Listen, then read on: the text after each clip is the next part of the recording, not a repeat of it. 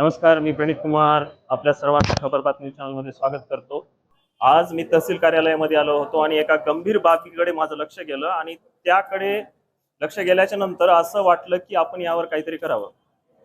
एकीकडे स्वच्छता मोहिमेचे एल्गार करणारे आमचे तहसीलदार साहेब आणि त्यांच्या तहसील कार्यालयामध्ये आज पुरवठा विभागाच्या पलीकडे घाणीचं साम्राज्य पसरलेलं आहे। मग असा प्रश्न करावा का आम्ही की आलेला जो कोट्यावधीचा जो निधी आहे तो नेमका गेला कुठे?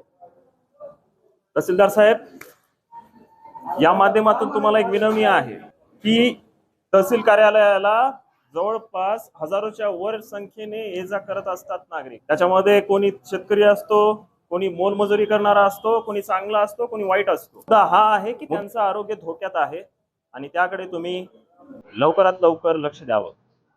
जय शिवराय।